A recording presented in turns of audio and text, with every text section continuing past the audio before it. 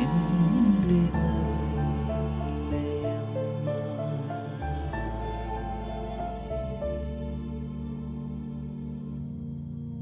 പാവപ്പെട്ടവരുടെയും രോഗികളുടെയും ആശ്രയമായി തീരാൻ mother Mary ലിറ്റിയാൽ സ്ഥാപിതമായ സന്യാസിനി സമൂഹമാണ് ദൈവപരിപാലനയുടെ ചെറിയ ദാസികളുടെ സന്യാസിനി സമൂഹം. ഈ സമൂഹത്തിൻ്റെ രണ്ടാമത്തെ മദർ ജനറാളും മദർ മേരി ലിറ്റിയുടെ സഹോദരപുത്രിയുമായ സിസ്റ്റർ റോസലിയുടെ ജീവിതം പരിശുദ്ധ അമ്മയുടെ സംരക്ഷണയുടെ കീഴിലാണ്.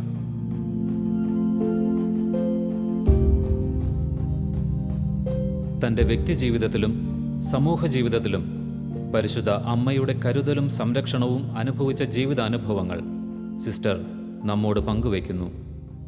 വളരെ ചെറുപ്പം മുതൽ തന്നെ പരിശുദ്ധ കന്യകാമറിയത്തോട് എനിക്ക് വളരെയേറെ ആദരവും സ്നേഹവും ഉണ്ടായിരുന്നു. അതിന് കാരണമായിട്ട് ഞാൻ മനസ്സിലാക്കുന്നത് എൻ്റെ ജനന സമയത്ത് തന്നെ പരിശുദ്ധ അമ്മ ഇടപെട്ട ഒരനുഭവമാണ്. ഞാൻ ജനിക്കുന്ന സമയം എൻ്റെ അമ്മയ്ക്ക് വളരെയേറെ പ്രതിസന്ധികൾ അനുഭവപ്പെട്ടു.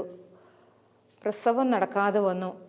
അപ്പോൾ എൻ്റെ മാതാപിതാക്കളും ബന്ധുക്കളും എന്നെ മാതാവിന് അടിമ വയ്ക്കാം എന്നൊരു നേർച്ച നേർന്നു. അതിനുശേഷമാണ് ഞാൻ ഈ ഭൂമിയിലേക്ക് ജനിച്ചത്. അമ്മയ്ക്ക് പിന്നീട് പ്രസവ സംബന്ധമായ യാതൊരു ബുദ്ധിമുട്ടുകളും ഉണ്ടായില്ല. എൻ്റെ ജനനം മുതൽ തന്നെ പരിശുദ്ധ അമ്മ എൻ്റെ ജീവിതത്തെ പൂർണ്ണമായിട്ടും ഏറ്റെടുത്തു എന്ന് ഞാൻ കരുതുന്നു. കാരണം എൻ്റെ ജീവിതത്തിൽ എപ്പോഴും മാതാവിനെ വിളിക്കുന്ന, മാതാവിനോട് പ്രാർത്ഥിക്കുന്ന, അമ്മയെ ഒത്തിരി സ്നേഹിക്കുന്ന ഒരനുഭവം എൻ്റെ ജീവിതത്തിലുണ്ട്. പിന്നീട് സ്കൂളിൽ പഠിക്കുമ്പോഴും കോളേജിൽ പഠിക്കുമ്പോഴും എല്ലാം മാതാവിനെ എല്ലാ കാര്യങ്ങളിലും ഞാൻ സഹായത്തിന് വിളിക്കുമായിരുന്നു. അമ്മ എപ്പോഴും വന്ന് സഹായിക്കുന്ന അനുഭവങ്ങൾ എനിക്ക് പറയാനുണ്ട്. പ്രീ ഡിഗ്രിക്ക് പഠിക്കുമ്പോൾ ഉണ്ടായൊരു അനുഭവം. ഞാൻ നന്നായി പഠിച്ചിരുന്നു. 2 വർഷത്തെ ഒരുമിച്ചാണ് പരീക്ഷ. എങ്കിൽ ഞങ്ങളുടെ കോളേജിൽ എപ്പോഴും സമരവും പഠിപ്പും മുടക്കും എല്ലാം ഉണ്ടായിരുന്നതുകൊണ്ട് എൻ്റെ കൂട്ടുകാരൊക്കെ പറഞ്ഞിരുന്നു നമ്മളൊക്കെ തോറ്റുപോകും. അപ്പോൾ എനിക്ക് തോന്നുന്നു ഞാനും തോറ്റും പോകുമോ. തോക്കാതിരിക്കാൻ വേണ്ടി ഞാൻ കണ്ടെത്തിയ വഴി എത്രയും ദയുള്ള മാതാവേ എന്ന പ്രാർത്ഥന എല്ലാ ദിവസവും ചൊല്ലി മാതാവിൻ്റെ സഹായം തേടുകയായിരുന്നു. അങ്ങനെ ദിവസങ്ങൾ കഴിഞ്ഞു. റിസൾട്ട് വന്നു. അപ്പോൾ എൻ്റെ ഒരു സഹപാഠി വന്ന് അറിയിച്ചു, റോസിലി തോറ്റുപോയി. ഇത് കേട്ടപ്പോൾ എനിക്ക് വലിയ സങ്കടം, ദുഃഖമെല്ലാം അനുഭവപ്പെട്ടു. ഞാൻ മാതാവിനോട് പറഞ്ഞു, ഞാൻ നന്നായി പഠിച്ചിരുന്നു, നിന്നോട് പ്രാർത്ഥിക്കുകയും ചെയ്തിരുന്നു.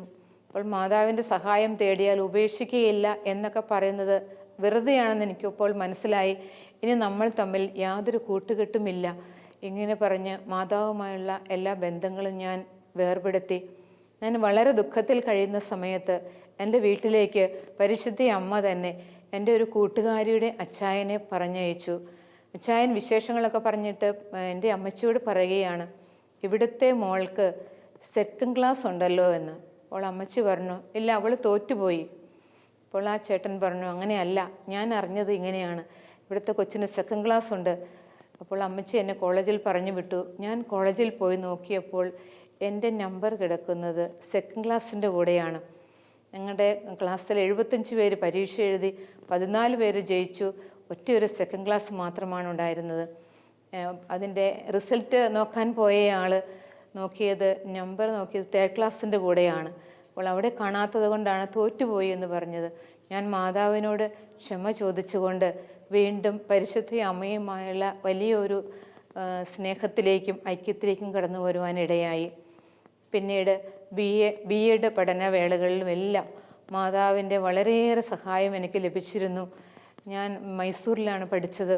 അവിടെയൊക്കെ പഠിക്കുമ്പോഴും ബി എഡ് പഠനവേളയിൽ വളരെ പ്രതിസന്ധികളുണ്ടായപ്പോഴും രോഗങ്ങളുണ്ടായപ്പോഴും എല്ലാം മാതാവിൻ്റെ സഹായം തേടും. അമ്മ ഓടി വന്ന് എപ്പോഴും സഹായിക്കുന്ന അനുഭവങ്ങളാണ് എനിക്ക് കിട്ടിയിട്ടുള്ളത്.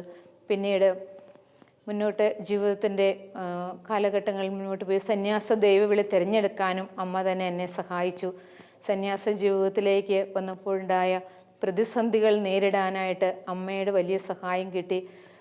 നോവിഷ്യറ്റ് കാലഘട്ടത്തിലൊക്കെ സന്യാസം ഉപേക്ഷിക്കണം, എനിക്ക് ഈ ശുശ്രൂഷകൾ ചെയ്യാനുള്ള കഴിവില്ല, ഇങ്ങനെയുള്ള ചില ചിന്തകൾ എന്നിലും ഉണ്ടായിട്ടുണ്ട്. അപ്പോഴൊക്കെ ഞാൻ മാതാവിൻ്റെ സഹായം തേടി പ്രാർത്ഥിക്കും. അമ്മ എനിക്ക് അമ്മയുടെ തിരുനാൾ ദിവസം വിശുദ്ധ കുർബാനയുടെ മധ്യേ ഒരു ദൈവിക സന്ദേശം നൽകി, നിനക്ക് എൻ്റെ കൃപ മതി.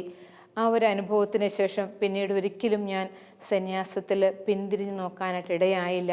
മുന്നോട്ട് തന്നെ പോകാനായി പരിശുദ്ധ അമ്മ എന്നെ സഹായിച്ചു. എൻ്റെ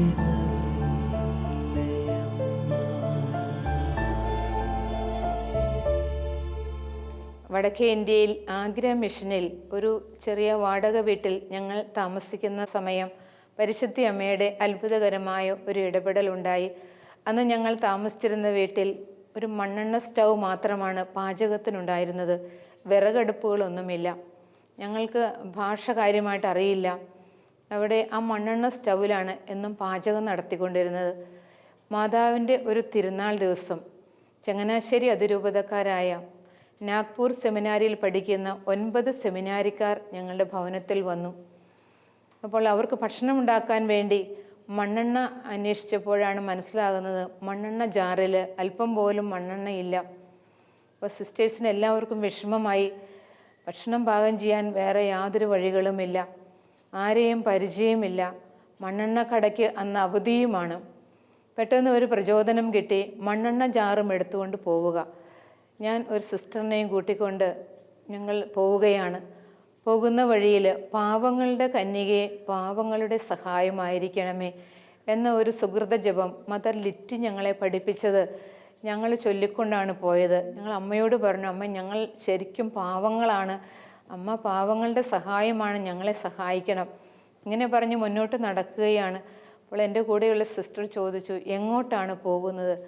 ഞാൻ പറഞ്ഞു, ആ മണ്ണെണ്ണക്കടയുടെ അങ്ങോട്ട് പോകാം. അപ്പോൾ സിസ്റ്റർ പറഞ്ഞു, അവിടെ ഇന്ന് അടച്ചിട്ടിരിക്കുന്ന ദിവസമാണ്, അവധിയാണ്, മണ്ണെണ്ണ കിട്ടുകയില്ല. പക്ഷെ കിട്ടും എന്നൊരു പ്രചോദനം കിട്ടി. ഞങ്ങളിങ്ങനെ വീണ്ടും പ്രാർത്ഥിക്കുകയാണ്, പാവങ്ങളുടെ കന്യകയെ പാവങ്ങളുടെ സഹായമായിരിക്കണമേ. ഏതായാലും മണ്ണെണ്ണക്കടയുടെ അടുത്ത് ചെന്നപ്പോൾ അത്ഭുതകരമായ ഒരു കാര്യം കാണാൻ സാധിച്ചു. മണ്ണെണ്ണക്കട തുറന്നിട്ടിരിക്കുന്നു. അവിടെ പെയിൻറ്റിങ് നടക്കുകയായിരുന്നു. അതുകൊണ്ടാണ് അന്നത് തുറന്നത്. ഞങ്ങൾ ജാറുമായി ചെന്ന് ഞങ്ങൾക്ക് ജാറ് നിറയെ മണ്ണെണ്ണ അവർ തന്നു. ഞങ്ങൾ മഠത്തിൽ വന്ന് ഭക്ഷണമുണ്ടാക്കി ബ്രദേഴ്സിന് കൊടുക്കാനായിട്ട് സാധിച്ചു. പരിശുദ്ധ അമ്മയുടെ അത്ഭുതകരമായ ഒരു ഇടപെടലാണ് എന്നത് ഞാൻ ഇപ്പോഴത് ഓർക്കുകയാണ്. അതുപോലെ തന്നെ കുന്നന്താനത്ത് ഒരു ധ്യാന മന്ദിരം വേണം, ധ്യാന ടീം വേണം എന്നൊക്കെ മദർ ലിറ്റിയുടെ വലിയ ആഗ്രഹമായിരുന്നു. അപ്പോൾ അന്ന് വളരെയേറെ സാമ്പത്തികമായ ഞെരുക്കങ്ങളിലൂടെ കടന്നു പോകുന്ന കാലഘട്ടങ്ങളിൽ മദർ പറയും, മാതാവിൻ്റെ ഗ്രോട്ടോയുടെ മുന്നിൽ എല്ലാവരും കൂടി ഒരു ജപമാല ചൊല്ലണം. ഞങ്ങളെല്ലാവരും മുട്ടുകുത്തുന്ന ജപമാല ചൊല്ലുമായിരുന്നു. അപ്പോൾ നിയോഗം ഇതാണ്, ഒരു ധ്യാന മന്ദിരം ഉണ്ടാകണം, ധ്യാന ടീം വേണം. അപ്പം ഞാനും ചോദിച്ചിരുന്നു എൻ്റെ മനസ്സിൽ, ജപമാല ചൊല്ലിയാൽ ധ്യാന മന്ദിരം ഉണ്ടാകുമോ, ധ്യാന ടീം ഉണ്ടാകുമോ? ഏതായാലും ഞങ്ങൾ 1 വർഷത്തോളം ജപമാല ചൊല്ലി പ്രാർത്ഥിച്ചു. അപ്പോൾ ധ്യാന മന്ദിരത്തിനുള്ള എല്ലാ സാമ്പത്തിക സഹായങ്ങളും കിട്ടി. ധ്യാന മന്ദിരമുണ്ടായി. അതിന് പിന്നാലെ ധ്യാനം നടത്താൻ ഞങ്ങളുടെ തന്നെ ടീമുകളുണ്ടായി. പല സ്ഥലങ്ങളിലും പല ഇടവകളിലും കുന്നന്താനത്ത് തന്നെയും അനേകം ധ്യാനങ്ങൾ നടത്താനുള്ള കൃപ ഞങ്ങൾക്ക് ലഭിച്ചു. പരിശുദ്ധ അമ്മയിലൂടെയാണ് ഈ വലിയ അനുഗ്രഹങ്ങൾ ലഭിച്ചതെന്നത് നന്ദിയോടെ ഞാൻ ഓർക്കുകയാണ്.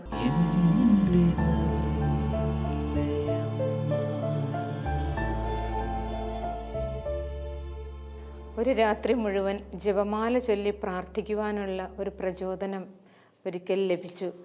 നോവിസിസം എന്നോടൊപ്പം ഉണ്ടായിരുന്നു. ഞങ്ങൾ 9 മണിയോടെ ജപമാല ആരംഭിച്ചു. അപ്പോൾ ഒരു മനസ്സിലൊരു സന്ദേശം കിട്ടുകയാണ്, രാത്രിയിൽ എന്തോ ഒരു വലിയ ഭയപ്പെടുന്ന ശബ്ദമുണ്ടാകും. അപ്പോൾ മിഖായേൽ മാലാഖയുടെ സംരക്ഷണം തേടുക എന്ന്. ഞങ്ങൾ മിഖായേലിനോടുള്ള പ്രാർത്ഥനയെല്ലാം ചൊല്ലി പ്രാർത്ഥിച്ചു. അതിനുശേഷം ജപമാല ആരംഭിച്ചു. രാത്രി 12 മണിയൊക്കെ ആയപ്പോഴേക്കും എല്ലാവർക്കും ഉറക്കവും ക്ഷീണവും എല്ലാം ആയി, തളർച്ചയായി. അപ്പോഴുണ്ടായൊരു അനുഭവം, പരിശുദ്ധ അമ്മയുടെ തിരുസ്വരൂപത്തിൽ നിന്നും അതിശക്തമായ സുഗന്ധ കാറ്റ് വീശാൻ തുടങ്ങി. പെട്ടെന്ന് ഞങ്ങൾ ഓർത്ത്, എവിടെ നിന്നാണ് ഈ സുഗന്ധം വരുന്നതെന്ന് മനസ്സിലായില്ല ആദ്യം. ഞാൻ വിചാരിച്ചു നോവിസസിൻ്റെ ഡയറിയിൽ എവിടെയെങ്കിലും പൗഡറൊക്കെ ഇട്ടിട്ടുണ്ടായിരിക്കും. അവരോട് ചോദിച്ചപ്പോൾ അവരുടെ ഒന്നും പൗഡറൊന്നും ഇട്ടിട്ടില്ല. പിന്നെ ഞങ്ങൾ ശ്രദ്ധിച്ചപ്പോഴാണ് മനസ്സിലായത്, ഞങ്ങളുടെ എല്ലാവരുടെയും ജപമാലകൾക്ക് സുഗന്ധം ലഭിക്കുന്നുണ്ട്. ഒരാളുടെ കൊന്തയ്ക്ക് കുന്തിരിക്കത്തിൻ്റെ സുഗന്ധം, മറ്റൊരാളുടേതിന് റോസപ്പൂവിൻ്റേത്, മറ്റൊരാളുടേതിന് മുല്ലപ്പൂവിൻ്റേത്, ഇങ്ങനെ എല്ലാവരുടെ കൊന്തയിൽ നല്ല സുഗന്ധം. അപ്പോൾ ഞങ്ങൾ ശ്രദ്ധിച്ചത് മാതാവിൻ്റെ തിരുസ്വരൂപത്തിൽ നിന്നാണ് ഈ സുഗന്ധ കാറ്റ് വീശുന്നത്. പരിശുദ്ധ അമ്മയുടെ വലിയ സാന്നിധ്യം ഞങ്ങൾക്ക് ഉറപ്പായതോടെ ഞങ്ങൾ ജപമാല പ്രാർത്ഥന തീഷ്ണതയോടെ തുടർന്നു. 2 മണിയായപ്പോഴേക്കും രാത്രിയിൽ വലിയ ഒരലർച്ച ഞങ്ങൾ കേട്ടു. ഞങ്ങൾ ജപമാല ചൊല്ലുന്ന ചാപ്പലിൻ്റെ മുറ്റത്തു നിന്നാണ് ഈ അലർച്ച കേൾക്കുന്നത്. ഏതോ ഒരു ജീവിയെ ഓടിക്കുമ്പോൾ, അടിച്ചോടിക്കുമ്പോൾ അത് കരഞ്ഞുകൊണ്ട് ഓടുന്ന ശബ്ദമാണ് കേട്ടത്. ഞങ്ങൾക്കാർക്കും ഭയമൊന്നും തോന്നിയില്ല, കാരണം മാതാവിൻ്റെ കൂടെ ആയിരുന്നു. എന്നാൽ രാത്രിയിൽ കിടന്നുറങ്ങിയിരുന്ന മറ്റ് ബാച്ചുകളിലെ അർത്തിനികൾക്ക് ഈ ശബ്ദം കേട്ടിട്ട് അവരെല്ലാം ഭയപ്പെട്ട് ഉണർന്ന് പിന്നീട് അവർക്ക് ഉറങ്ങാൻ സാധിച്ചില്ല എന്ന് പിറ്റേ ദിവസം അവർ പറയുകയുണ്ടായി. ഞങ്ങൾക്കിതൊന്നും മനസ്സിലായില്ല, എന്താണ് ഇതിൻ്റെ അർത്ഥം. ഞങ്ങൾ ചോദിച്ചു, പരിശുദ്ധ അമ്മ എന്താണ് ഈ ശബ്ദത്തിൻ്റെ അർത്ഥം, ഞങ്ങൾക്കൊന്നും മനസ്സിലാകുന്നില്ലല്ലോ. അപ്പോൾ ഒരു സന്ദേശം ഗ്രൂപ്പിൽ ലഭിച്ചു, പരിശുദ്ധ അമ്മ പിശാചിനെ അടിച്ച് ഓടിക്കുന്നതിൻ്റെ ശബ്ദമാണ് നിങ്ങൾ കേട്ടത്. പ്രഭാതത്തിൽ ജപമാല പ്രാർത്ഥന അവസാനിച്ചപ്പോൾ ഞങ്ങൾ കതകു തുറന്ന് മുറ്റത്തേക്ക് ഇറങ്ങി നോക്കിയപ്പോഴാണ് അത്ഭുതകരമായ ഒരു കാര്യം കണ്ടത്. മാതാവിൻ്റെ ഗ്രോട്ടോയുടെ അടുക്കൽ അവിടെ മണൽ വിരിച്ചിരിക്കുകയാണ്. ആ മണലിൽ ഒരു ജീവിയെ വലിച്ചിഴച്ചു കൊണ്ടുപോയാൽ എങ്ങനെയാണോ അതുപോലെ വ്യക്തമായ അടയാളം ഞങ്ങൾക്ക് കാണാൻ സാധിച്ചു. അത് ഗേറ്റിൻ്റെ അടുത്ത് വരെ ഉണ്ടായിരുന്നു. പരിശുദ്ധ അമ്മ നരകസർപ്പത്തിൻ്റെ തലയെ തകർക്കുമെന്നും സാത്താനെ അടിച്ചോടിക്കും എന്നുള്ളതായ ആ കാര്യങ്ങളൊക്കെ കേട്ടിട്ടുണ്ടെങ്കിലും അത് ജീവിതത്തിൽ ഒരനുഭവമായി മാറിയതെന്നാണ്. പിന്നീട് ഒരിക്കൽ മറ്റൊരനുഭവം, ഒരു ദിവസം ഉച്ച സമയത്ത് എൻ്റെ മനസ്സിലൊരു പ്രചോദനം കിട്ടുകയാണ്. തൊട്ടടുത്ത് താമസിക്കുന്ന ഒരു ഭവനത്തിലേക്കൊന്ന് കടന്നു ചെല്ലണമെന്ന്. ഞാനൊരു സിസ്റ്ററിനെയും കൂട്ടിക്കൊണ്ട് അങ്ങോട്ട് കടന്നു ചെന്നു. അവിടെ കണ്ട കാഴ്ച വളരെ ദയനീയമായിരുന്നു. കുടുംബനാഥൻ ഒരു വെട്ടുകത്തിയും എടുത്തുകൊണ്ട് പാഞ്ഞു നടക്കുകയാണ്. എല്ലാവരെയും ഞാൻ കൊല്ലും, ഞാനും മരിക്കും എന്ന് പറഞ്ഞുകൊണ്ട്. അപ്പോൾ ഭാര്യ അടുക്കളയിലിരുന്ന് കരയുന്നു. അവളുടെ മുഖത്തെല്ലാം അടി കൊണ്ട പാടുകൾ, മുഖമൊക്കെ വീങ്ങിയിരിക്കുന്നു, നൈറ്റിയൊക്കെ വലിച്ചു കീറിയിരിക്കുന്നു. 2 കുഞ്ഞുങ്ങളവിടെയുണ്ട്. അവർ രണ്ടുപേരും കട്ടിലിൽ കിടന്ന് കരയുന്നു. അമ്മയെ അടിച്ചപ്പോൾ അവർ തടസ്സം പിടിക്കാൻ വന്നപ്പോൾ ഈ അപ്പൻ കുഞ്ഞുങ്ങളുടെ കണ്ണിൽ മുളകുപൊടി വാരിയിട്ടു. എന്നിട്ട് അദ്ദേഹം പറയുകയാണ്, ഞാൻ എല്ലാവരെയും കൊല്ലും, ഞാനും മരിക്കും. അപ്പോൾ വല്ലാത്തൊരു പ്രതിസന്ധിയാണെന്ന് മനസ്സിലാക്കി കാര്യങ്ങളൊക്കെ ചോദിച്ചറിഞ്ഞപ്പോൾ ആ വീട്ടിലെന്തൊക്കെയോ പ്രശ്നങ്ങളുണ്ട്. ഭർത്താവിന് അതൊന്ന് ക്ഷമിക്കാനോ ഒന്നും സാധിക്കുന്നില്ല. ഭാര്യയുടെ കുറവുകൾ ക്ഷമിക്കാൻ പറ്റുന്നില്ല. ഭാര്യ ക്ഷമ ചോദിച്ചിട്ടും ഭർത്താവിന് മറക്കാൻ പറ്റുന്നില്ല. അദ്ദേഹം ഉറങ്ങിയിട്ട് 3-4 ദിവസങ്ങളായെന്ന് മനസ്സിലായി. ഞങ്ങൾ മഠത്തിൽ നിന്നും കുറച്ച് ഭക്ഷണമൊക്കെ അവർക്ക് കൊണ്ടുപോയി കൊടുത്തു. അതിനുശേഷം ഇവരൊരു ധ്യാന മന്ദിരത്തിലേക്ക് പറഞ്ഞയക്കാനായിട്ട് ഒരുങ്ങുമ്പോൾ മദർ ലിറ്റിയോട് ഇതേക്കുറിച്ച് പറഞ്ഞു. മദർ പറഞ്ഞു, ഒരു സൈക്യാട്രിസ്റ്റിനെ കാണിച്ച് അവർക്ക് മരുന്നൊക്കെ കൊടുത്ത് ഉറങ്ങി വിശ്രമിച്ചിട്ട് വേണം അവർ ധ്യാനത്തിനായിട്ട് പറഞ്ഞയക്കാൻ. അപ്പോൾ ഞങ്ങളോട് പറഞ്ഞു, നമുക്ക് പരിചയമുള്ള സൈക്യാട്രിസ്റ്റിനെ പോയി കാണിക്കുക. അപ്പോൾ ഞങ്ങൾ 2 സിസ്റ്റേഴ്സ് ഇവരെയും കൂട്ടിക്കൊണ്ട് സൈക്യാട്രിസ്റ്റിനെ കാണാനായിട്ട് പോയി. ചങ്ങനാശ്ശേരിക്കാണ് പോയത്. അങ്ങനെ ഇപ്പോൾ ഈ സ്ത്രീ വണ്ടിയിലിരുന്ന് കരയുന്നുണ്ട്. ഭാര്യ, ഭർത്താവ് എന്തൊക്കെയോ ആലോചിച്ചുകൊണ്ട് വണ്ടി ഓടിക്കുന്നുണ്ട്. അദ്ദേഹത്തിന് ഡ്രൈവിംഗ് സ്കൂളുണ്ട്. അപ്പോൾ പോകുന്ന വഴിയിൽ ഇങ്ങനെ ഒരു സന്ദേശം കിട്ടുകയാണ്, ജപമാല ചൊല്ലുക, എന്തോ ഒരു അപകടം ഉണ്ടാകാൻ സാധ്യതയുണ്ട്. അപ്പോൾ ഞങ്ങൾ 2 സിസ്റ്റേഴ്സും ഉറക്കെ ജപമാലയെല്ലാം തുടങ്ങി. ജപമാല ചൊല്ലി തൃക്കുടത്താനം എന്ന സ്ഥലത്തേക്ക് വന്നപ്പോഴേക്കും വലതുവശത്തുനിന്ന് ഒരു ടിപ്പർ പാഞ്ഞു വരുന്നത് കണ്ടു. ഒന്നും ചിന്തിക്കാൻ സാധിച്ചില്ല. അതിനു മുമ്പ് ടിപ്പർ വന്ന് കാറിലിടിച്ചു. ഞങ്ങൾക്ക് തോന്നി എല്ലാവരും മരിച്ചുവെന്ന് ഞങ്ങൾ വിചാരിച്ചത്. പക്ഷേ ആർക്കും ഒന്നും സംഭവിച്ചിട്ടില്ല. ആ കാറിൻ്റെ 2 ഡോറുകളും തകർന്നു പോയിരുന്നു. ആളുകളെല്ലാം ഓടിക്കൂടി. ട്രാഫിക് പോലീസുകാരൻ വന്ന് ഞങ്ങളോട് പറഞ്ഞു, കുഞ്ഞുങ്ങളെ, നിങ്ങൾ ഈശ്വരന് നന്ദി പറയണം, കാരണം അത്ര വലിയ അപകടത്തിൽ നിന്നാണ് നിങ്ങൾ രക്ഷപ്പെട്ടിരിക്കുന്നത്. പിന്നീട് ആ വാഹനത്തിൽ ഞങ്ങൾക്ക് യാത്ര ചെയ്യാൻ സാധിക്കുമായിരുന്നില്ല. അതുപോലെ ആ വാഹനത്തിന് കുറേയേറെ കേടുപാടുകൾ പറ്റി. പക്ഷേ ഞങ്ങൾക്കാർക്കും ഒന്നും സംഭവിച്ചില്ല. പരിശുദ്ധ അമ്മ വന്ന് ഞങ്ങളെ പൊതിഞ്ഞ് സംരക്ഷിക്കുന്ന ഒരു അനുഭവമാണ് ഞങ്ങൾക്കുണ്ടായത്. ആ മക്കളെ വീണ്ടും മറ്റൊരു വാഹനത്തിൽ സൈക്യാട്രിസ്റ്റിനെ കാണിച്ച് പിന്നീട് ഒരു ധ്യാനത്തിനൊക്കെ പറഞ്ഞയച്ച് ആ കുടുംബത്തിൽ വലിയ സമാധാനം ഉണ്ടാകാനായിട്ട് ഇടയായി. പരിശുദ്ധ അമ്മയുടെ വലിയ ഒരു ഇടപെടൽ ഇതിലൂടെ ഞങ്ങൾക്ക് അനുഭവമാകാനായിട്ട് ഇടയായി. അമ്മയ്ക്ക് ഒത്തിരി എത്ര നന്ദി പറഞ്ഞാലും മതിയാവുകയില്ല. വീണ്ടും മറ്റൊരനുഭവം, ഞങ്ങളുടെ ഒരു സിസ്റ്ററിൻ്റെ വീട്ടിൽ 3 പേർ രോഗികളായി കിടക്കുന്നു, ഒന്ന് പ്രാർത്ഥിക്കാൻ ചെല്ലണമെന്ന് ആവശ്യപ്പെട്ടു. അപ്പം ഞങ്ങൾ 2 സിസ്റ്റേഴ്സ് പ്രാർത്ഥിക്കാനായിട്ട് പോയി. ആ കുടുംബത്തിലെ അവസ്ഥകളൊന്നും ഞങ്ങൾക്കറിയില്ലായിരുന്നു. ഞങ്ങളവിടെ ചെന്നു പ്രാർത്ഥിച്ചു തിരിച്ചു പോരുകയാണ്. തിരിച്ചു പോരുമ്പോൾ ഞങ്ങൾ ഒരു മാർഷൽ ജീപ്പിലാണ് ഞങ്ങൾ യാത്ര ചെയ്തിരുന്നത്. വല്ലാത്ത ഉറക്കവും ക്ഷീണവും തളർച്ചയും ഒക്കെ അനുഭവപ്പെടുന്നു. അപ്പോൾ ഞാൻ പറഞ്ഞു, നമുക്ക് ജപമാല ചൊല്ലാം. ഞങ്ങൾ 2 പേരും കൂടെ ജപമാല ചൊല്ലി പ്രാർത്ഥിച്ചുകൊണ്ടിരിക്കുകയാണ്. അപ്പോഴുണ്ടായ ഒരു സംഭവം, ഈ ചീറിപ്പാഞ്ഞ് വന്ന ഒരു പ്രൈവറ്റ് ബസ് ഞങ്ങളുടെ ഈ മാർഷൽ ജീപ്പുമായി കൂട്ടിയിടിച്ചു. അതെങ്ങനെ സംഭവിച്ചുവെന്ന് ഞങ്ങൾക്ക് ആർക്കും അറിയില്ല. ഡ്രൈവർ വളരെ പരിചയസമ്പന്നനായിരുന്നു. അനേക വർഷങ്ങൾ വാഹനം ഓടിച്ച് പരിചയമുള്ള ആളാണ് ഞങ്ങളുടെ കൂടെ ഉണ്ടായിരുന്നത്. വണ്ടി ഇടിച്ചു. ഞങ്ങളുടെ ജീപ്പിൻ്റെ ബോണറ്റ് ഉയർന്ന് മുകളിലേക്ക് ഉയർന്നു നിൽക്കുന്നു. ബസ്സിനും എന്തോ കേടുപാടുകൾ സംഭവിച്ചു. എന്തായാലും അവിടെ വലിയ പ്രശ്നങ്ങളൊന്നും ഉണ്ടായില്ല. അവരോട് കാര്യങ്ങളെല്ലാം പറഞ്ഞ് ഞങ്ങളിങ്ങനെ പാവപ്പെട്ട മക്കളെ നോക്കുന്ന സ്ഥാപനമാണ് എന്നെല്ലാം പറഞ്ഞപ്പോൾ അവർ പിന്നെ കൂടുതൽ ഒന്നും ഞങ്ങളോട് നഷ്ടപരിഹാരങ്ങളൊന്നും ആവശ്യപ്പെട്ടില്ല. അവർ സമാധാനത്തിൽ കാര്യങ്ങളെല്ലാം തീർന്നു. പിന്നീട് ആ വാഹനത്തിൽ ഞങ്ങൾക്ക് യാത്ര ചെയ്യാൻ പറ്റുകയില്ലായിരുന്നു. അതുപോലെയായിരുന്നു വാഹനത്തിൻ്റെ ബോണറ്റിൻ്റെയൊക്കെ നില. പിന്നീട് അങ്ങനെയുള്ള ആ യാത്രയിലും പരിശുദ്ധി അമ്മ കടന്നു വന്ന് വലിയൊരു സംരക്ഷണം ഏർപ്പെടുത്തിയതായിരുന്നു. അല്ലെങ്കിൽ ഞങ്ങൾക്ക് മുന്നോട്ടുള്ള ഞങ്ങൾ ആരും അതിൻ്റെ അകത്ത് ജീവിച്ചിരിക്കുകയില്ലായിരുന്നു. അതുപോലെയുള്ള ഒരു അപകടമായിരുന്നു അത്. ഉള്ള ഓരോ യാത്രയിലും അമ്മയുടെ സംരക്ഷണം തേടുകയാണെങ്കിൽ എത്ര വലിയ അപകടമുണ്ടായാലും അതിൽ നിന്നെല്ലാം നമുക്ക് അമ്മ സംരക്ഷണം നൽകും. അമ്മയുടെ വലിയ സംരക്ഷണം നമുക്ക് ആവശ്യമാണ്. പ്രത്യേകിച്ച് ഈ കാലഘട്ടങ്ങളിൽ ഓരോ യാത്രയിലും ജപമാലയിൽ കൊണ്ട് എവിടെയൊക്കെ പോയാലും അവിടെയെല്ലാം അമ്മ വന്ന് പൊതിയുന്ന അനുഭവങ്ങൾ ധാരാളം ഞങ്ങൾക്ക് പറയാനുണ്ട്.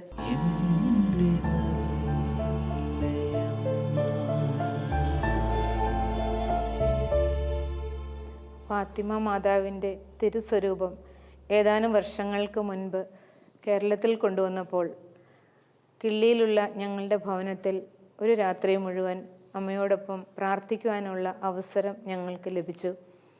ഞങ്ങൾ കുറേ സിസ്റ്റേഴ്സും അതോടൊപ്പം തിരുവനന്തപുരത്തുള്ള ഒരു പ്രാർത്ഥനാ ഗ്രൂപ്പുകാരുമാണ് അതിൽ സംബന്ധിച്ചിരുന്നത്.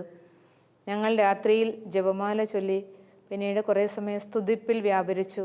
വീണ്ടും ജപമാല, വീണ്ടും സ്തുതിപ്പ്, ഇങ്ങനെ ആ രാത്രി മുഴുവൻ പ്രാർത്ഥിച്ചു കൊണ്ടിരുന്നപ്പോൾ ഉണ്ടായ ഒരു അനുഭവം, കുറേ പുതിയ ഭാഷാവരങ്ങൾ ലഭിക്കുന്ന ഒരനുഭവം എനിക്കുണ്ടായി. അപ്പോൾ ഞാൻ വിചാരിച്ചത് എല്ലാവർക്കും കിട്ടുന്നുണ്ടായിരിക്കുമെന്ന്. ആ പ്രാർത്ഥനാ ഗ്രൂപ്പിൽ നിന്നും വന്ന ഒരു ബ്രദർ പറഞ്ഞു, ഇവിടെ ഒരാൾക്ക് പുതിയ ഭാഷാവരങ്ങൾ കിട്ടുന്നുണ്ട്, അത് ഉറക്കെ പ്രാർത്ഥിക്കണമെന്ന് ഈശോ ആവശ്യപ്പെടുന്നു. ആരും ഒന്നും ഉത്തരം കൊടുത്തില്ല. വീണ്ടും ആ ബ്രദർ ഇത് തന്നെ പറഞ്ഞു. അപ്പോൾ എനിക്ക് മനസ്സിലായി, എന്നാൽ ഞാൻ തന്നെയായിരിക്കും ഈ പ്രാർത്ഥിക്കേണ്ടതെന്ന്. അങ്ങനെ ഞാൻ എനിക്ക് ലഭിച്ച ഭാഷാവരങ്ങൾ ഉറക്കെ പ്രാർത്ഥിച്ചു. അപ്പോൾ അതിന് ഒരു വ്യാഖ്യാനം അദ്ദേഹം പറഞ്ഞു. ഇതിൽ ഒരു ഭാഷാവരം ആഫ്രിക്കയിലെ പിശാചിനെ ബന്ധിക്കുന്ന ഭാഷാവരമാണ്. അപ്പോൾ പെട്ടെന്ന് എൻ്റെ മനസ്സിലൂടെ ഒരു ചിന്ത കടന്നുപോയി, ആഫ്രിക്കയിലെ പിശാചിനെ ബന്ധിക്കുന്ന ഭാഷാവരം ഇവിടെ കേരളത്തിൽ കിട്ടിയിട്ട് എന്താണ് പ്രയോജനം? വർഷങ്ങൾക്ക് ശേഷം മദർ ലിറ്റിയോടൊപ്പം ആഫ്രിക്കയിലെ സിംബാബ്വെ, സാംബിയ എന്നീ 2 രാജ്യങ്ങളിൽ ഒരു ഭവനം തുടങ്ങുവാനായിട്ട് പോയപ്പോൾ ഈ ഭാഷാവരത്തിൽ പ്രാർത്ഥിക്കാനായിട്ടുള്ളൊരവസരം കർത്താവ് തന്നു. 2 രാജ്യങ്ങളിലും ആയിട്ട് 3 ആഴ്ചത്തേക്ക് മദറും ഞാനും കൂടെ അവിടെ യാത്ര ചെയ്തു. നമുക്ക് അതായത് LSTPക്ക് പറ്റിയ ഒരു ശാഖാഭവനം അവിടെ വേണമെന്ന് മദറിന് ആഗ്രഹമുണ്ടായിരുന്നു. പിന്നെ ശേഷിക്കാരായ മക്കളെ ശുശ്രൂഷിക്കാനും സുവിശേഷ വേലകൾ ചെയ്യാനും ഒക്കെ ആയിട്ട്. അപ്പോൾ അവിടെ സിംബാബ്വേയിൽ ഒരു സ്ഥലവും അനുയോജ്യമായത് കിട്ടിയില്ല. സാംബിയയിലേക്ക് വന്നു. അവിടെ ഒരാഴ്ചത്തേക്കാണ് താമസം. അവിടെയും പല സ്ഥലങ്ങളിൽ പോയി അന്വേഷിച്ചിട്ടും ഒരിടവും കിട്ടിയില്ല. ഞങ്ങൾ പിറ്റേ ദിവസം തിരിച്ചു പോരുകയാണ് കേരളത്തിലേക്ക്. അപ്പോൾ ആ രാത്രിയിൽ മദറും ഞാനും കൂടി ഇരുന്ന് ഏറെ സമയം ഭാഷാവരത്തിൽ പ്രാർത്ഥിച്ചു. പിറ്റേ ദിവസം പ്രഭാതത്തിൽ അവിടുത്തെ ബിഷപ്പ് വിളിച്ചു പറയുകയാണ്, നിങ്ങൾ ഏതായാലും നാട്ടിലേക്ക് പോവുകയില്ലേ, ഒരു സ്ഥലം കൂടെ ഒന്ന് കണ്ടിട്ട് പോകാം. അങ്ങനെ ഒരു വൈദികനെ പറഞ്ഞയച്ചു. ഞങ്ങളൊരു സ്ഥലം പോയി കണ്ടു. മദറിനും എനിക്കും ഒരുപോലെ ആ സ്ഥലം ഇഷ്ടപ്പെട്ടു. ഭിന്നശേഷിക്കാരായ മക്കൾക്ക് വേണ്ടി ഒരു സ്ഥാപനം തുടങ്ങാൻ അനുയോജ്യമായ സ്ഥലമാണ് അവിടെ കിട്ടിയത്. അപ്പോൾ അവിടെ സാംബിയയിൽ ഒരു ഭവനം തുടങ്ങാനുള്ള തീരുമാനം മദർ അപ്പോൾ തന്നെ എടുത്ത് ബിഷപ്പിനെ അറിയിക്കുകയും ചെയ്തു. അപ്പോൾ ആ ഭാഷാവര പ്രാർത്ഥനയിലൂടെ പിശാചിൻ്റെ കെണികൾ തകർന്ന ഒരനുഭവമാണ് അതാണ് ഞങ്ങൾക്ക് മനസ്സിലായത്. ആഫ്രിക്കയിലെ പിശാചിനെ ബന്ധിക്കുന്ന ഭാഷാവരം ജപമാല പ്രാർത്ഥനയുടെ സമയത്ത് പരിശുദ്ധ അമ്മ നൽകി അനുഗ്രഹിച്ചത് ഒത്തിരി നന്ദിയോടുകൂടി ഞാൻ ഓർക്കുകയാണ്. അതോടൊപ്പം മറ്റൊരു അനുഭവം, ഞങ്ങളുടെ ഒരു കുഞ്ഞ്, അതായത് ബുദ്ധിമാന്ദ്യമുള്ള ഉപേക്ഷിക്കപ്പെട്ട മക്കളിൽ ഒരാൾ, ഫ്രാൻസി എന്നാണ് പേര്, കോട്ടയം മെഡിക്കൽ കോളേജിൽ നിന്നും മാതാപിതാക്കൾ ഉപേക്ഷിച്ചിട്ട് പോയി. ഞങ്ങളുടെ സ്ഥാപനത്തിൽ കിട്ടി. അപ്പോൾ അന്ന് ഞങ്ങളൊരു വാടക വീട്ടിൽ താമസിക്കുന്ന സമയമാണ്. ഈ കുട്ടിക്ക് നല്ല ചികിത്സകൾ കൊടുക്കാനായിട്ട് വീണ്ടും കോട്ടയം മെഡിക്കൽ കോളേജിലേക്ക് കൊണ്ടുപോയി. അപ്പോൾ ഡോക്ടേഴ്സ് പറഞ്ഞു, ഈ കുട്ടിയെ ചികിത്സിച്ചിട്ട് കാര്യമൊന്നുമില്ല, ഈ കുട്ടി മരിച്ചു പോവുകയേ ഉള്ളൂ. അപ്പം മദർ ലിറ്റി തന്നെ കുട്ടിയുടെ ചികിത്സകൾ ഏറ്റെടുത്തു. ഞങ്ങളെല്ലാവരും ആ കുഞ്ഞിനെ ഒത്തിരി സ്നേഹിച്ച് പരിചരിച്ച് മുന്നോട്ട് കൊണ്ടുപോയി. അവൾക്ക് സ്കൂളിൽ ഒരു ദിവസം പോയാൽ അവൾ പിന്നെ ഒരാഴ്ചത്തേക്ക് സ്കൂളിൽ പോകാൻ പറ്റില്ല. അതുപോലെ രോഗങ്ങളായിരുന്നു. 3ാം ക്ലാസ് വരെ പഠിക്കാൻ സാധിച്ചുള്ളൂ. പിന്നീട് വളർന്നു വന്നപ്പോൾ ചെവിയിൽ വലിയ 3 ഓപ്പറേഷനുകൾ നടത്തി. ഒരു ചെവിക്ക് കേൾവിയില്ല. അങ്ങനെ മുന്നോട്ട് പോയി. കുട്ടിക്ക് തയ്യലും എംബ്രോയിഡറിയൊക്കെ പഠിച്ചു. അപ്പോൾ ഞങ്ങളുടെ മറ്റ് ഭിന്നശേഷിക്കാരായ മക്കളുടെ കൂടെ അവൾ നിന്ന് ശുശ്രൂഷകളൊക്കെ ചെയ്യുകയാണ്. അവൾക്ക് മുന്നോട്ടൊരു ഭാവിയുണ്ടോ എന്ന് ഞങ്ങൾക്ക് ആർക്കും തോന്നിയുമില്ല. കാരണം വിദ്യാഭ്യാസമില്ല, ഒരു ചെവിക്ക് കേൾവിയില്ല, പിന്നെ അനാഥ കുട്ടിയാണ്. 32 വയസ്സായപ്പോൾ അവൾ ഒരിക്കൽ പറയുകയാണ്, എനിക്ക് ഒന്നുകിലൊരു സിസ്റ്റർ ആകണം അല്ലെങ്കിൽ വിവാഹം കഴിക്കണം. അപ്പോൾ ഇതിനെക്കുറിച്ച് ആലോചിച്ച് എന്ത് ചെയ്യണമെന്ന് ഞങ്ങൾക്കും അത്ര ബോധ്യങ്ങളൊന്നും കിട്ടിയില്ല. അവൾക്ക് കൂടുതൽ പഠനങ്ങൾ കൊടുക്കാനുള്ള ഏർപ്പാടുകളാക്കി. 2 ടീച്ചേഴ്സിനെ നിയമിച്ചു. അങ്ങനെ കുറേ കൂടെ പഠിപ്പിക്കാനായിട്ട് നോക്കി. പക്ഷെ അത് വിജയിച്ചില്ല. പിന്നീട് കുറേ വിവാഹ ആലോചനകളൊക്കെ കൊണ്ടുവന്നു. അതൊന്നും വിജയിച്ചില്ല. പല ചെറുപ്പക്കാരും പറഞ്ഞു കുട്ടിക്ക് പ്രായം കൂടിപ്പോയി, പിന്നെ ഇവൾക്ക് മാതാപിതാക്കളാരുമില്ല, അനാഥ കുട്ടിയാണ്, ചെവിക്ക് കേൾവിയില്ല, വിദ്യാഭ്യാസമില്ല. അങ്ങനെ എല്ലാവരും മാറിപ്പോയി. അപ്പോൾ ഇനി കല്യാണം നടക്കില്ലെന്ന് ഞങ്ങൾക്ക് മനസ്സിലായി. അപ്പോൾ ഈ മോളോട് കാര്യങ്ങളൊക്കെ പറഞ്ഞു. കുറച്ച് കഴിഞ്ഞപ്പോൾ വീണ്ടും ഇവൾ പറയുകയാണ്, എനിക്കൊന്നുകിൽ കല്യാണം കഴിക്കണം അല്ലെങ്കിൽ സിസ്റ്റർ ആകണം. അപ്പോൾ ഒന്നും പറയാൻ പറ്റാത്ത അവസ്ഥ. പെട്ടെന്ന് പരിശുദ്ധാത്മാവ് തന്ന പ്രചോദനപ്രകാരം ഞാൻ അവളോട് പറഞ്ഞു, മോളെ നീ സമ്പൂർണ്ണ ജപമാല ചൊല്ലി മാതാവിൻ്റെ സഹായം തേടുക. അമ്മയ്ക്ക് മാത്രമേ ഇതിൽ ഇടപെടാൻ സാധിക്കുകയുള്ളൂ. എന്തായാലും ആ മോൾ ഇത് പൂർണ്ണമായിട്ട് വിശ്വസിച്ച് അവൾ രാത്രി കിടന്നുറങ്ങുന്നതിന് മുമ്പ് 4 ജപമാല, അങ്ങനെ സമ്പൂർണ്ണ ജപമാല പൂർത്തിയാക്കിയിട്ട് ഉറങ്ങുകയുള്ളൂ. കുറേ നാളുകൾ അവളങ്ങനെ പ്രാർത്ഥിച്ചുകൊണ്ടിരുന്നു. അപ്പോൾ ഒരു ഒക്ടോബർ മാസത്തിലാണ് ഒരു വിവാഹ ആലോചന വരുന്നത്. അവൻ്റെ പേര് ഫ്രാൻസി എന്നാണ്, ഈ മോളുടെ പേരും ഫ്രാൻസി എന്നാണ്. 2 പേരുടെയും വിശുദ്ധൻ മധ്യസ്ഥൻ അസീസിയിലെ ഫ്രാൻസിസാണ്. എന്തായാലും അവരുടെ വീട്ടുകാർക്കെല്ലാം ഈ കുട്ടിയെ ഇഷ്ടപ്പെട്ടു. ഞങ്ങളും അവരുടെ വീട്ടിൽ അന്വേഷിച്ചു, അത് ഞങ്ങൾക്കും ഇഷ്ടപ്പെട്ടു. നല്ല സ്വഭാവമുള്ള നല്ലൊരു ചെറുപ്പക്കാരൻ. അവനപ്പോൾ 38 വയസ്സുണ്ട്, ഇവൾക്ക് 34 വയസ്സുണ്ട്. അങ്ങനെ ഒക്ടോബർ മാസത്തിൽ തന്നെ പെണ്ണ് കാണലും ഉറപ്പിക്കലും മനസ്സ് ചോദ്യവും വിവാഹവും എല്ലാം നടന്നു. മാതാവിൻ്റെ ജപമാല മാസമായ ഒക്ടോബറിൽ തന്നെ ഇതെല്ലാം അത്ഭുതകരമായിട്ട് നടന്നു. 7 വൈദികർ ചേർന്നാണ് വിവാഹ അതിൽ കുർബാന അർപ്പിക്കാനായിട്ട് വന്നിരുന്നത്. ഒരു വലിയ വീട്ടിലെ ഒരു കുട്ടിയെ, എല്ലാവരുമുള്ള മാതാപിതാക്കളൊക്കെ ഉള്ള ഒരു കുട്ടിയെ വിവാഹം കഴിച്ച് അയക്കുന്ന രീതിയിലായിരുന്നു ആ മോളുടെ വിവാഹം നടന്നത്. അപ്പോൾ ചിലരൊക്കെ പറഞ്ഞു അവൾക്ക് കുഞ്ഞുങ്ങളുണ്ടാവുകയില്ല, കാരണം ഒത്തിരിയേറെ മരുന്നുകളൊക്കെ അവൾ കഴിച്ചിട്ടുണ്ടല്ലോ. എന്തായാലും പിറ്റേ വർഷം ഒക്ടോബറിൽ തന്നെ അവർക്കൊരു ആൺകുഞ്ഞിനെ ലഭിച്ചു. അപ്പോൾ പരിശുദ്ധ അമ്മയുടെ വലിയ മധ്യസ്ഥത്തിലൂടെ അത്ഭുതകരമായ കാര്യങ്ങൾ, അസാധ്യമായ കാര്യങ്ങൾ ഇതെല്ലാം നടന്നുകൊണ്ടിരിക്കുന്നു. അതിൻ്റെയൊക്കെ അനുഭവങ്ങൾ നമ്മൾ കേട്ടുകൊണ്ടിരിക്കുകയാണ്. ഇപ്പോൾ ഈ ഒരു അനുഭവം ജപമാലയിലൂടെ ലഭിച്ച വലിയൊരു അനുഭവമായിട്ടത് അമ്മയുടെ ഒരു മഹത്വത്തിനായിട്ട് ഇവിടെ ഏറ്റുപറയുകയാണ്. അതോടൊപ്പം മറ്റൊരു അനുഭവം, ഒരിക്കലൊരു മകള് വിളിക്കുകയാണ് പ്രാർത്ഥനാ സഹായത്തിനായിട്ട്. അവളുടെ അനുജത്തിക്ക് വലിയ പ്രതിസന്ധിയാണ്. അനുജത്തിക്ക് ഒരു വിവാഹ ആലോചന മാതാപിതാക്കൾ കൊണ്ടുവന്നു. അപ്പോൾ അനുജത്തി ആ മോള് പറഞ്ഞു, എനിക്ക് നല്ലപോലെ ആലോചിച്ചിട്ട് മതി, നല്ല സ്വഭാവമാണെന്നൊക്കെ ആലോചിച്ചിട്ട് മതി, വെറുതെ പെട്ടെന്ന് അങ്ങനെ വിവാഹം നടത്തരുതെന്ന് പറഞ്ഞു. അപ്പോൾ മാതാപിതാക്കൾക്ക് ഇവളോട് വലിയ ദേഷ്യമായി. ഇവളെ ഒരു മുറിയിൽ അടച്ചിട്ട് ഇവളെ ഉപദ്രവിക്കാൻ തുടങ്ങി. ഇവൾ മാത്രമേ വീട്ടിലുള്ളൂ, ബാക്കി 2 പേരും വിവാഹിതരാണ്. അപ്പോൾ ഈ ചേച്ചിയാണ് പ്രാർത്ഥന ചോദിച്ചിരിക്കുന്നത്, ഈ കുട്ടിയുടെ ചേച്ചി. എന്നോട് പറഞ്ഞു, സിസ്റ്ററെ എന്തെങ്കിലും സംഭവിക്കും, അനുജത്തിക്ക് മാരകമായ അപകടങ്ങളുണ്ടാകും, കാരണം അപ്പനും അമ്മയും എതിരാണ്, ആരും സഹായിക്കാനില്ല, വീട്ടിൽ ഒരു മുറിയിൽ അടച്ചിട്ടിരിക്കുകയാണ്. പെട്ടെന്ന് ഒരു പ്രചോദനം കിട്ടി. എത്രയും ദയുള്ള മാതാവ് എന്ന പ്രാർത്ഥന 33 പ്രാവശ്യം നിങ്ങളെല്ലാവരും ചൊല്ലണം എന്ന് ഞാൻ ആ മോളോട് പറഞ്ഞു. അപ്പോൾ പ്രതിസന്ധികളെല്ലാം മാറും. അപ്പോൾ ഈ എന്നോട് പ്രാർത്ഥന ചോദിച്ച മകളും അവളുടെ ഭർത്താവും പിന്നെ ഈ പ്രതിസന്ധിയിലായ പെൺകുട്ടിയും എല്ലാവരും 33 പ്രാവശ്യം എത്രയും ദയുള്ള മാതാവ് ചൊല്ലി പ്രാർത്ഥിക്കുക, ഞങ്ങളും പ്രാർത്ഥിക്കാമെന്ന് അവർക്ക് ഉറപ്പ് കൊടുത്തു. ഏതാനും ദിവസങ്ങൾ കഴിഞ്ഞപ്പോഴുണ്ടായ അനുഭവം, ഈ പെൺകുട്ടിക്ക് അവളുടെ ഒരു 3 ധ്യാനങ്ങൾ കൂടാനുള്ള അവസരം കിട്ടി. ആ വീട്ടിൽ നിന്ന് രക്ഷപ്പെടാനും ഒരു സിസ്റ്റർ വഴി 3 ധ്യാനങ്ങൾ കൂടാനുള്ളൊരു അവസരം കിട്ടി. അതിനുശേഷം അത്ഭുതകരമായ മറ്റൊരു കാര്യം, ഇവൾ MAക്ക് ചേരാൻ വേണ്ടി ഒരു കോളേജിൽ ആപ്ലിക്കേഷൻ കൊടുത്തിരുന്നു. സീറ്റില്ല എന്ന് പറഞ്ഞ് അവളെ മടക്കി അയച്ചതാണ്. കോളേജിൽ നിന്ന് വിളിച്ചിരിക്കുകയാണ്. SC വിഭാഗത്തിൽപ്പെട്ട ഒരു സീറ്റ് ജനറൽ വിഭാഗത്തിലേക്ക് മാറ്റിയിട്ടുണ്ട്. ആ സീറ്റ് ഈ കുട്ടിക്ക് കൊടുക്കാം. അതുകൊണ്ട് എത്രയും വേഗം കോളേജിൽ നിന്ന് പഠനം ആരംഭിക്കുക. അവൾ MA കോഴ്സിൽ ചേർന്നു. ഹോസ്റ്റലിൽ നിന്ന് പഠിക്കാൻ തുടങ്ങി. ഇപ്പോൾ വിജയകരമായിട്ട് പഠനം പൂർത്തിയാക്കി. ആ വീട്ടിൽ വലിയ മാറ്റങ്ങൾ വന്നിരിക്കുകയാണ്.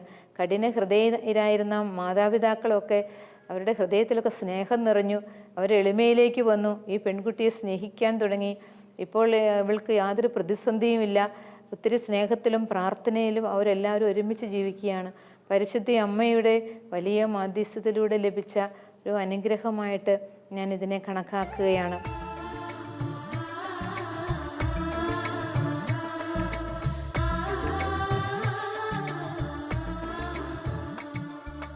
അമ്മേ